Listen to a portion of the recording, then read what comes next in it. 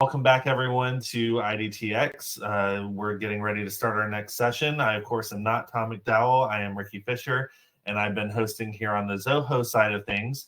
And today we are here with Dr. Aiman Khamitova, and I'll introduce her in a minute, but I do want to give you a little tutorial or a little bit about the Zoho side of things. We do not have a chat here.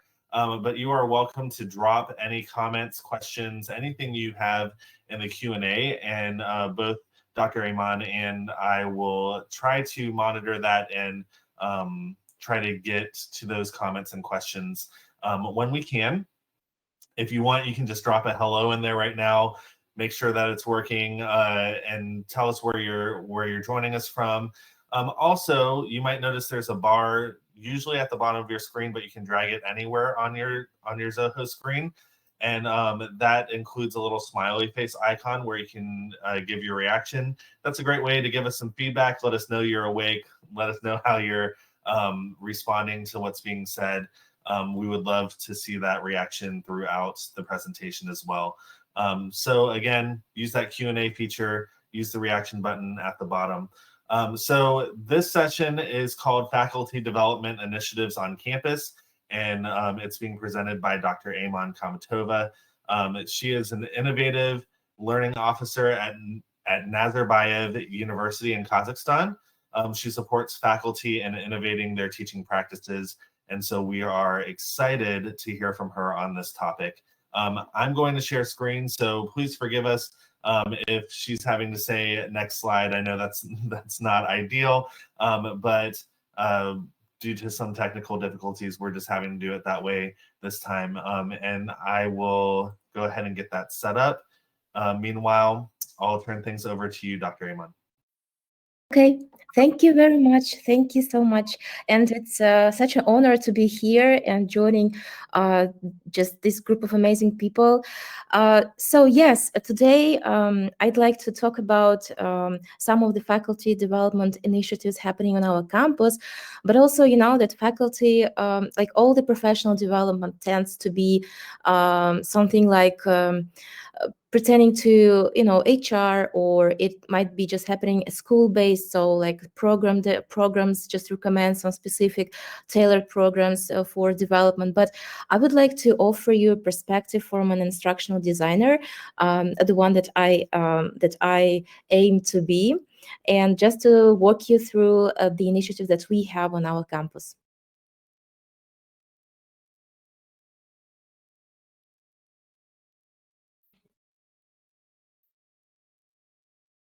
Okay, yeah. So just before we actually started, a brief disclaimer on images, just particularly that I tried to generate the images with AI. So that's why you might see, you know, some images generated by AI, specifically by Hot AI.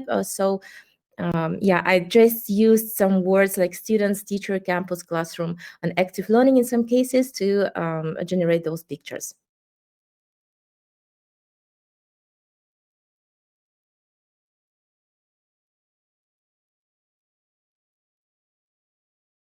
So what does the research say about faculty development?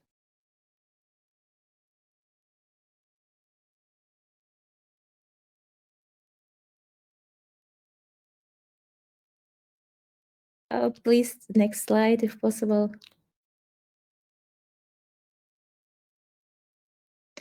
Thank you. So first of all, it's an important part of higher education, of course. And we know that there is a... sorry, just the previous one. So there's you know, an increasing body of research related to faculty development. First of all, can you please just go back? And yeah, thank you. So Faculty development actually has many purposes, and of course it's the idea to make or encourage a more student-centered approach to teaching, to increase the learning and engagement overall, to help faculty explore the opportunities to actually improve learning experiences, to try to, let's say, not only innovate but to try something new or experiment even. And the main idea is to, of course, help students achieve learning outcomes. Sometimes, and I'd say that this might be maybe more, let's say, more characteristics of instructional designers, but we try to make them aware of available infrastructure, the software and hardware, and also, of course, the pedagogy. So what we have on campus and what is available to faculty, and how to benefit from those things on campus. And but not only providing them the information about what we have and how we can use it, but also trying always to kind of think about the context, because we also need to be careful about the university strategy, mission and vision, our core values. And just having this all in mind, we need to then think about what actually initiatives or faculty development initiatives we can offer to our teachers, instructors, professors. So the university context does play a great role in actually, let's say, exploring the ways that development initiatives are happening or should happen. And now, if you could just go to the next slide, I would briefly talk about the university I work at. So this is Nazarbayev University, and it is in Kazakhstan. And if you go to our website, yeah, thank you. So you can just find lots of information about our university. It's quite young. It was established just in 2010. And actually, we had our first cohort graduating at in 2015. And, you know, some of those are already working at Nazarbayev University as instructors. So it's just a great ecosystem. We have more than 6,000 students and 500 academics. And now, if we go just to the next slide, we'll see the whole picture of what we as instructional designers try to do and how we try to support our faculty.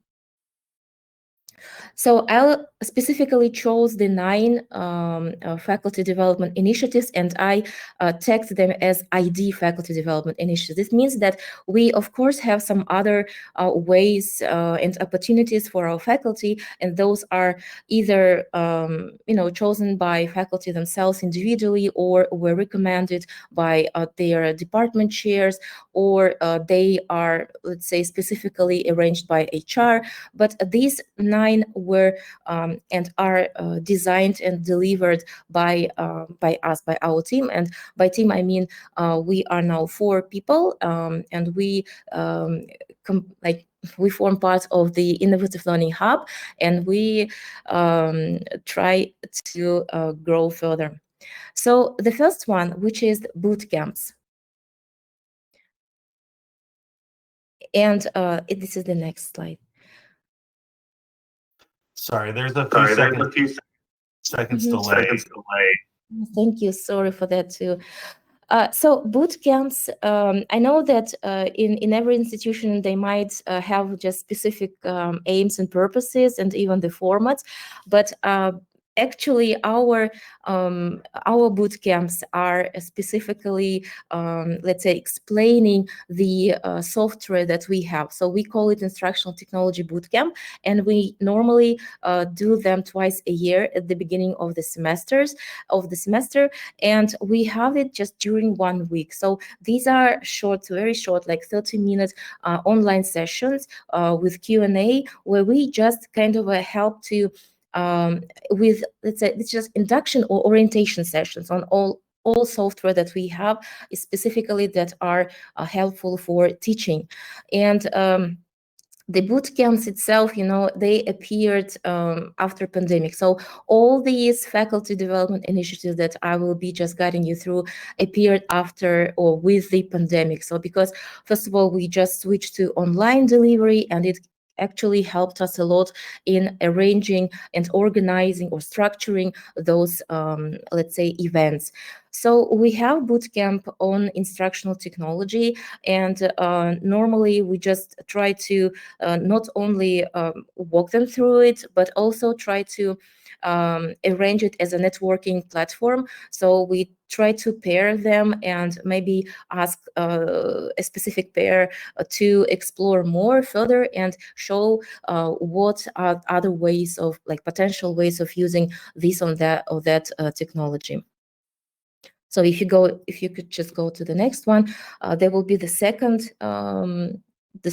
initiative that we have, which is TA Academy. And before the slide appears, just a few words. Yeah, that Academy, normally we just try to use word academy when we want to actually provide more time to them. So if we talk about, for example, a month, like duration of month, then we actually call it academy, because we are kind of welcoming people. And in this situation, we decided to specifically arrange, first of all, the TA Academy, the Academy for Teaching Assistants, and help them with various issues around teaching and learning. And this is not only providing them the let's say the series or like webinars, but also to ask them to actually raise issues and concerns they have currently at their work.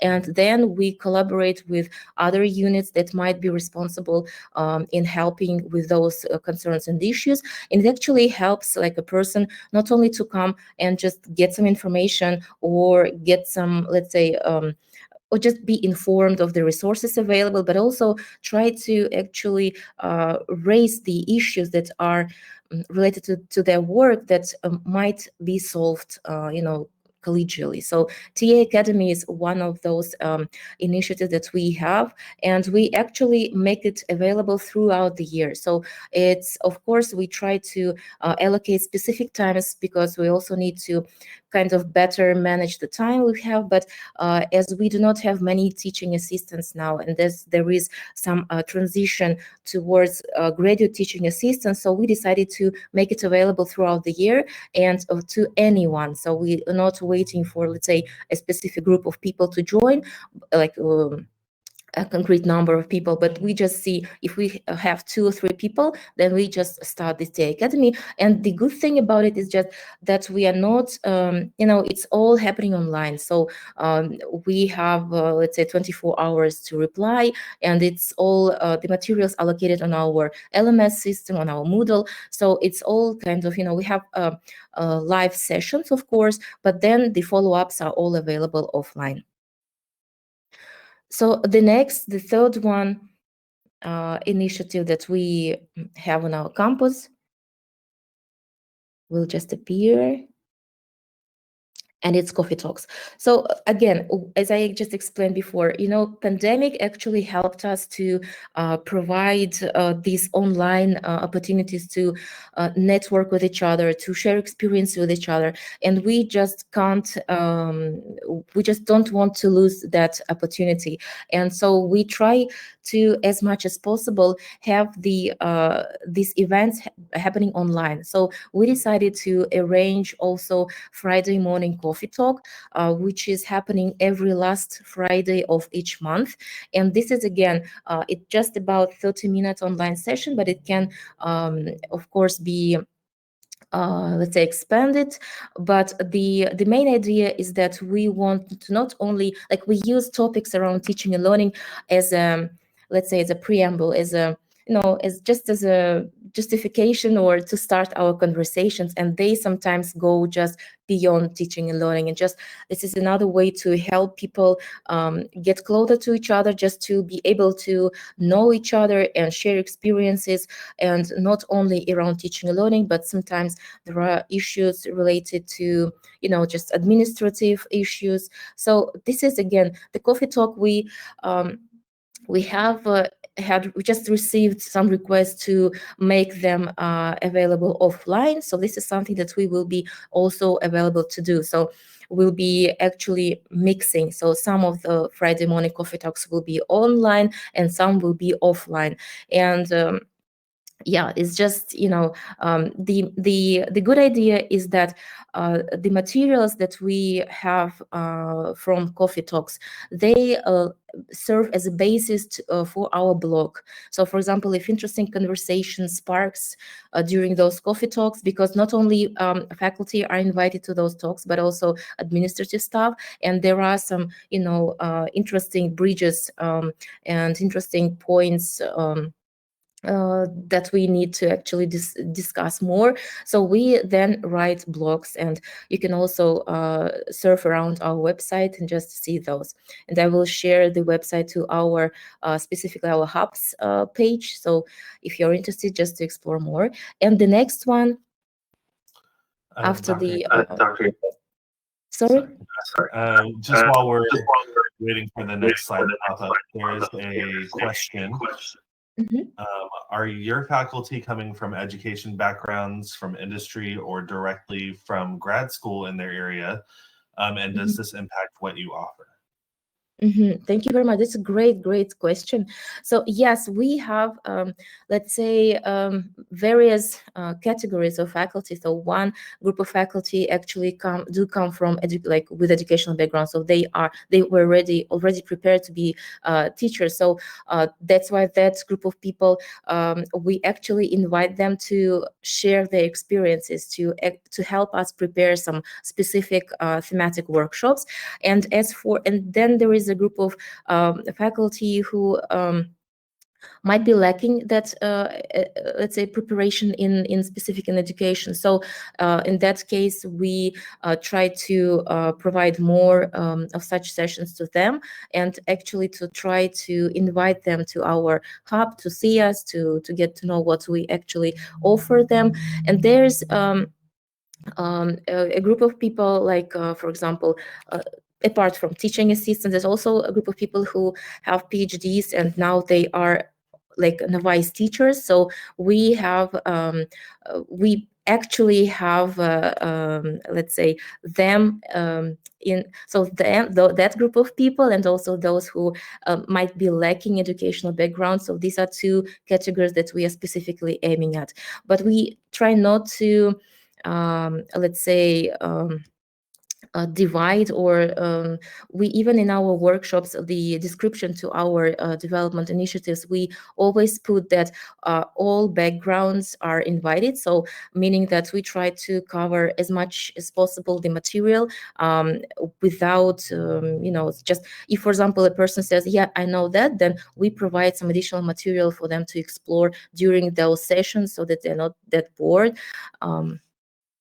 I hope that I answered the question.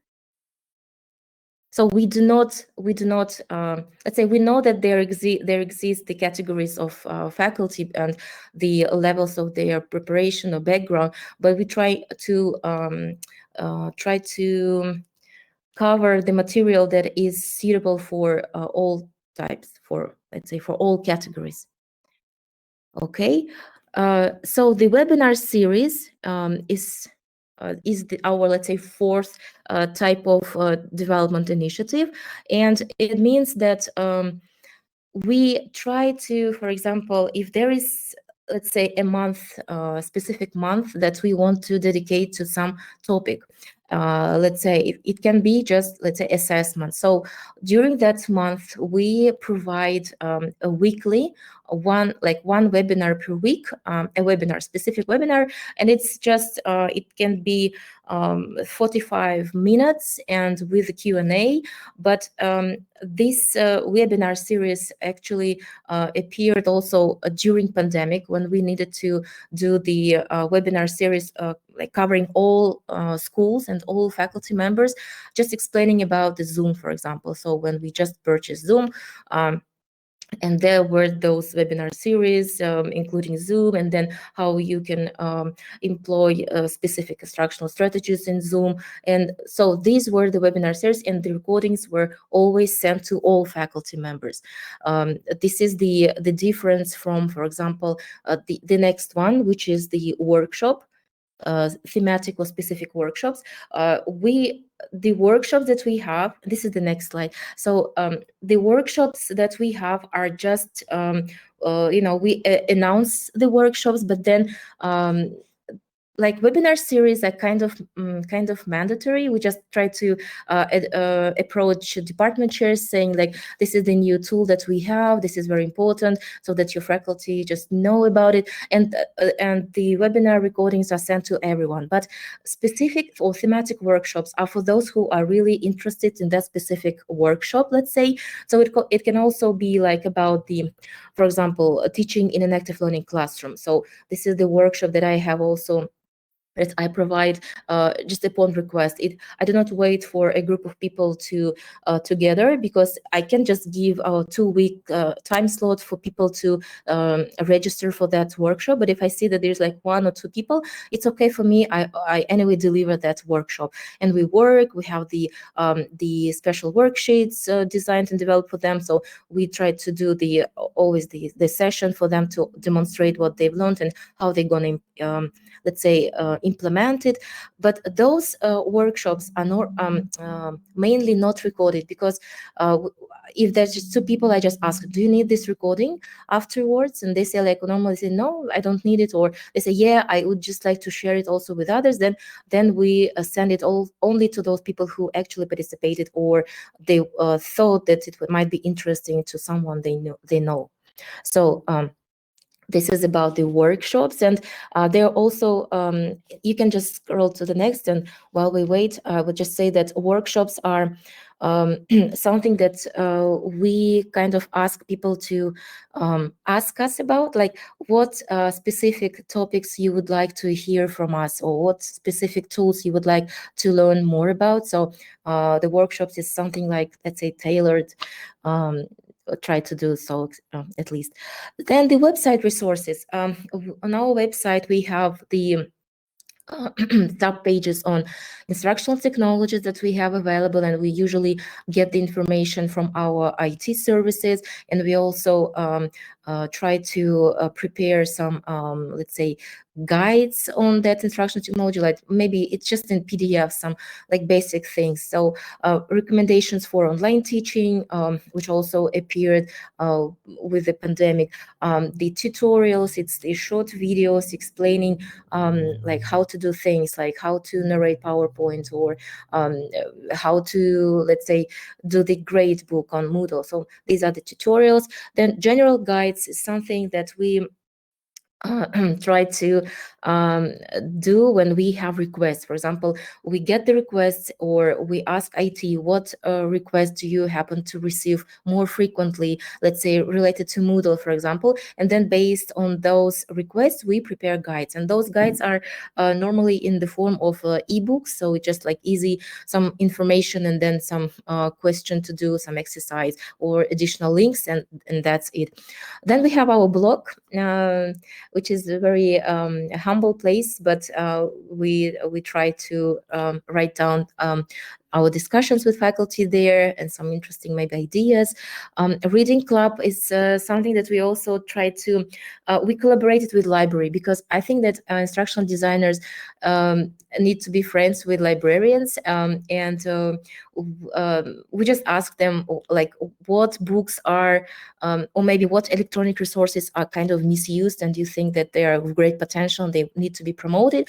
So we received a list of books, and they were about teaching and learning. So, and we arranged this reading club, and like there was a period where we just promoted some resources that library shared with us, but then we somehow stopped in summer, and then we tried to reinvent it in the fall semester. So reading club is something that we still have that, but it's not that much active, let's say, not that popular maybe activity. Calendar events is something that just for them to see what's happening, what's upcoming, and projects, the multimedia projects that we have designed or developed for other faculty members, and just for people to see and get an idea of what, for example, we are capable of doing. Okay. The posters, it's again, we try to, as we have the guides that we design and develop, we also had some periods when we were working at a distance. So as now we are mostly working offline, so just back to campus, we do not send posters anymore, but we still have that as an emergency scenario, because during when we just were working at a distance, there was, let's say, a necessity to actually inform of something, like, for example, when institutional research and analytics team do the surveys among students, and they get some things, and we see that, let's say, some things are highlighted, like, for example, students were complaining about not getting enough feedback.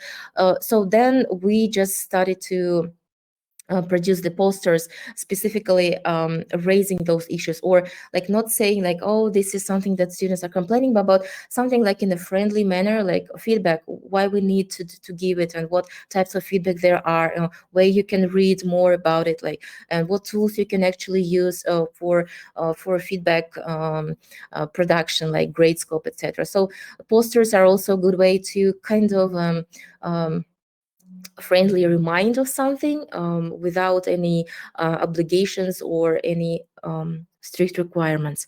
So I see the questions, and meanwhile you could just switch to another one. Have you considered development for faculty who want to move into other university roles, or is this not applicable to your faculty? Okay, have you considered development opportunities for faculty who want to move into other university roles?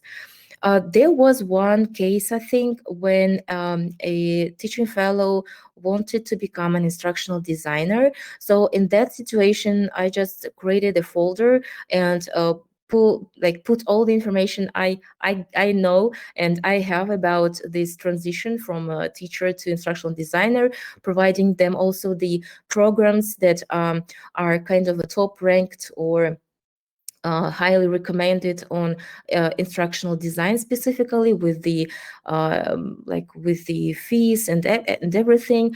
But then I didn't receive any reply, like I didn't get any follow-up on that. Does admin support this type of development?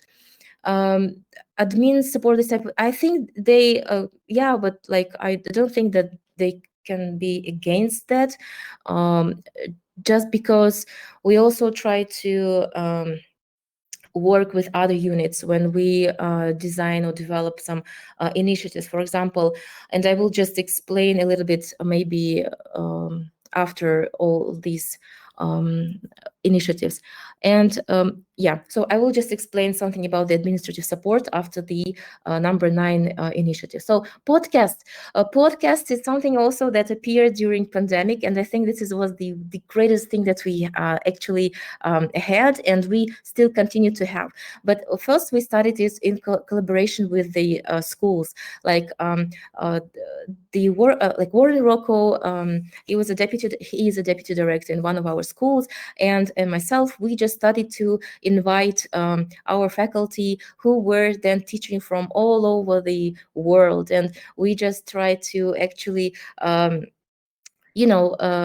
listen to each other, like where are you, what are you doing, what are your what are your struggles, and how do you do, what are your strategies, and how you help yourself, like with everything that's happening around in those days. So we started with the podcast, calling it Nuclear Pods, meaning like NU, Nazarbayev University, and then clear, like clear messaging, and then nuclear, something powerful. So there was a podcast about that, and we invited faculty from all the schools just to hear, to know what we were doing at that moment. Then we stopped. Oh no. Okay, then we stopped the podcasting of Nuclear Pod, but because we all came back on the campus.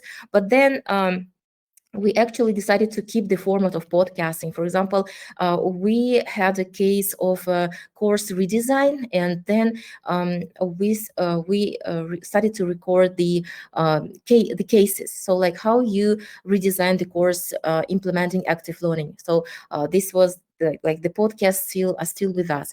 And then the next one is the collaborative artifacts. It's something that we actually try to use in our daily routine, for example, even not only as a supporting activity to our initiatives or our like events or training events, but also something like when we have received an email asking about some things, then we can just open the Google Doc and try to brainstorm there, and then there is actually people who come, like more people can join, and then we can just create some table with, let's say, basic guidelines on something like teaching observation, something like that. So we have like many various ways of collaboratively do something, and then once we decide that it's over, the issue was resolved, we just close those documents. So for example, the Jamboard we use for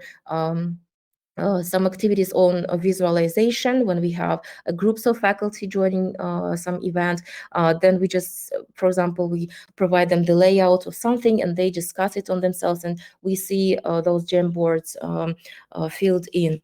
So, and now just coming back to the question about does administration support this type of development, I think in many cases we are the initiators of those development initiatives, and as they are not mandatory, it's only, I'd say a plus.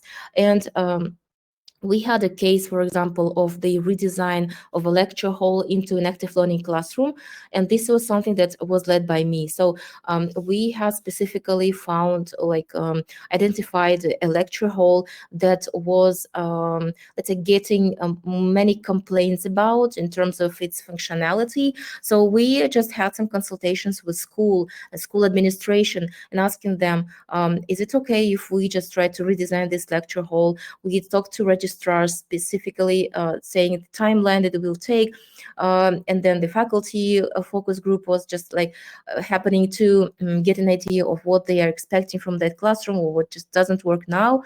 And then the pandemic happened and this project was just stopped. But then just in 1 year, we actually were able to reinitiate those conversations. So the classroom was redesigned, and then it was redesigned and administration knew and supported it. And then just there's a follow-up. I designed a training on how to effectively use the active learning classroom. So that was a faculty training as a support to, better use the classroom, this new facility. So I think the main, the biggest issue here is to always keep the administration informed and supported, because they need to be aware of what's happening, because they can only see one side of the, just teaching and learning. But no, we try to actually be always on their agendas and always be on their radars, explaining like what we have